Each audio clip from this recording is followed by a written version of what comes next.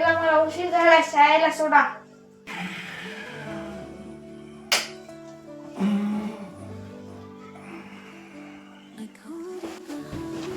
Good morning friends.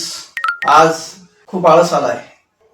प्रत्येक वस्तूमध्ये आळस असतो आणि फिजिक्समध्ये जो वस्तूचा आळशीपणा आहे त्याला जडत्व असे म्हणतात.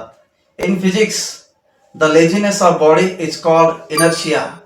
अरे मित्रांनो, जेव्हा आपण एखाद्या बसमध्ये किंवा कारमध्ये प्रवास करत असतो, प्रवास करत असताना अचानक त्या कारचं किंवा बसचं त्या ठिकाणी ब्रेक लावल्याबरोबर आपण पुढे का झुकल्या जातो.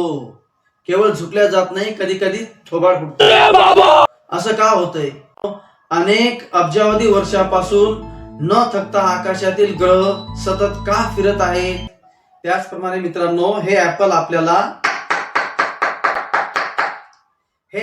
आपल्याला वर आल्यासारखे का दिसते? त्याचप्रमाणे मित्रांनो, हा कॉइन या ग्लास मध्येच का पडतो? तर याच्यामध्ये कोणतं गुपित दडले मित्रांनो? चला तर आज बघूया विज्ञानाचा अत्यंत महत्वाचा, फार मोठा असलेला आणि मजेशीर कन्सेप्ट इनर्शिया, जडत्व.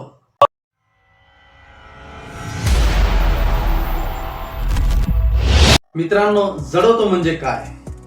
वस्तूचा आहे त्या स्थितीमध्येच राहण्याचा गुणधर्म म्हणजे जडत्व, म्हणजे इनर्शिया.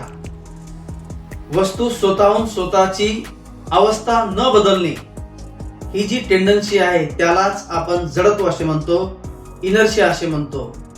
मित्रांनो, जडत्वाचा जो नियम आहे यालाच न्यूटनचा फर्स्ट लॉ ऑफ मोशन असे म्हणतात. न्यूटनचा फर्स्ट लॉ काय म्हणतो मित्रांनो? एखादी वस्तू आहे त्या स्थितीमध्येच राहते जोपर्यंत त्याच्यावर एखादं बाह्य असंतुलित बल कार्य करत नाही, तोपर्यंत ती वस्तू आहे त्या स्थितीमध्ये राहते. यालाच न्यूटनचा फर्स्ट लॉ ऑफ मोशन म्हणतात. उदाहरणामध्ये एखादी वस्तू जर स्थिर असेल तर ती स्थिरच राहते. जर एखादी वस्तू विशिष्ट दिशेला जर गतिमान असेल तर ती त्या दिशेला गतिमानच राहते जोपर्यंत त्याच्यावर एखादे बाह्य असंतुलित बल कार्य करत नाही तोपर्यंत. यालाच न्यूटनचा फर्स्ट लॉ ऑफ मोशन म्हणतात, जडत्वाचा नियम असे म्हणतात. मित्रांनो, या ठिकाणी दोन वेगवेगळ्या वस्तुमानाचे मी दोन सफरचंद ऍपल या ठिकाणी घेतलेले आहेत. आता हे ऍपल या ठिकाणी स्थिर आहेत मित्रांनो. आता मी काय करतो, या ऍपलला या ठिकाणी फोर्स लावतो मित्रांनो. काय होते तर बघूया. स्थिर अवस्था सोडत नाही. या ऍपलचं वस्तुमान कमी होतं म्हणून याचा इनर्शिया कमी होता, म्हणून हे लगेच याने आपली अवस्था सोडून हे ऍपल पुढे गेलं. मात्र या ऍपलचं वस्तुमान जास्त होतं त्यामुळे याचा इनर्शिया जास्त होता. याने लगेच आपली अवस्था बल लावल्यावर देखील या ठिकाणी बदलली नाही मित्रांनो. यावरून आपल्या लक्षात येते की वस्तुमान जर जास्त असेल तर इनर्शिया जास्त असतो. बघा मित्रांनो, या ठिकाणी ग्लास मध्ये पाणी आहे. पाण्यावरती एक प्लेट ठेवलेली आहे आणि हा एक कागदाचा आपण सिलेंडर टाइप एक आकार या ठिकाणी ठेवलेला आहे आणि त्यावर हे अंड मी या ठिकाणी ठेवतो. आता बघा, हे अंड या ठिकाणी वाजतंय का फुटतंय? बरोबर. Are you ready? Yes. 3, 2, 1. मित्रांनो, हे अंड या ठिकाणी ग्लास मध्ये खाली का पडलं? या ठिकाणी अंड जे आहे, हे अंड या ठिकाणी विराम स्थितीमध्ये आहे. मी फोर्स लावला या प्लेटवर मी फोर्स लावल्यामुळे ही प्लेट पळाली, परंतु या अंड जे होतं त्या अंड स्थिर होतं. आणि जडत्वाचा नियम असा सांगतो, एखादी वस्तू जर स्थिर असेल तर ती स्थिर राहण्याचा प्रयत्न करते. म्हणून या जडत्वाच्या नियमानुसार अंड्याने आपली स्थिर राहण्याची अवस्था सोडली नाही. त्यामुळे अंड त्या ठिकाणी आपल्याला खाली त्या ग्लास मध्ये पडलेलं त्या ठिकाणी मित्रांनो दिसून आलं. जेव्हा मी या चाकूला वरून बल प्रयुक्त करतो तेव्हा तो चाकू आणि हे ऍपल या दोघांमध्ये घर्षण होत राहते. घर्षण होत असल्यामुळे हा चाकू बल प्रयुक्त केल्यामुळे खाली जात राहिला आणि ऍपल आपल्याला वर आल्यासारखं वाटलं, परंतु या ठिकाणी ऍपल वर येत नाही मित्रांनो. मी बल प्रयुक्त केलं कशावर? चाकूवर. मी या चाकूवर बल प्रयुक्त केले असता हा चाकू खाली जात राहिला. ऍपल आहे त्या स्थितीमध्येच राहिलं. ऍपल विराम अवस्थेमध्ये होतं, स्थिर अवस्थेमध्ये होतं. त्याने आपली अवस्था त्या ठिकाणी सोडलेली नाही. याला विराम अवस्थेमधील जडत्व असे म्हणतात.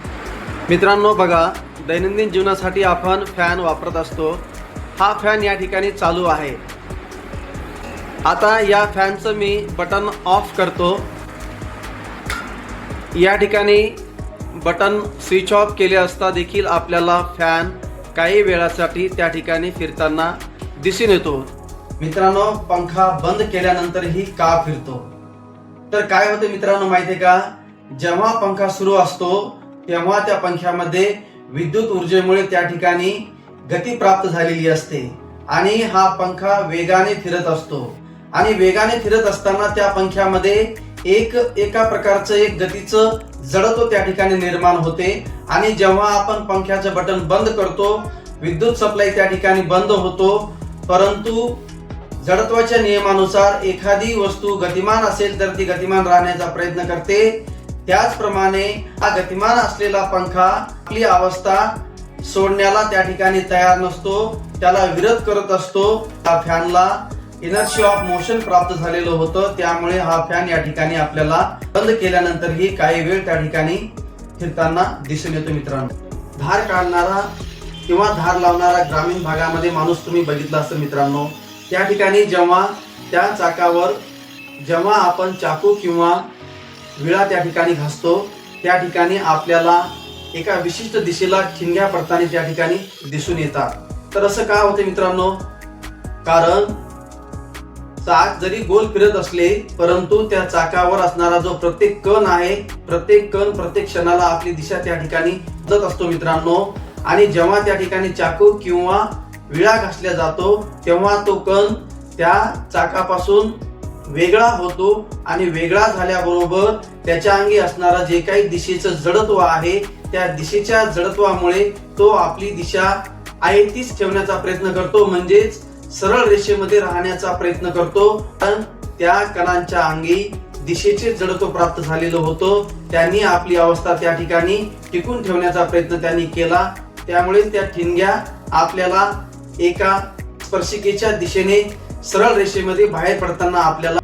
मित्रांनो, हा व्हिडिओ आपणास कसा वाटला खाली कमेंट करून सांगा. असेच विज्ञानाचे दैनंदिन जीवनामधील भन्नाट व्हिडिओ तुम्हाला जर बघायचे असतील तर माझ्या चॅनलला फॉलो करा, लाईक करा, शेअर करा, सबस्क्राईब करा. खूप खूप धन्यवाद.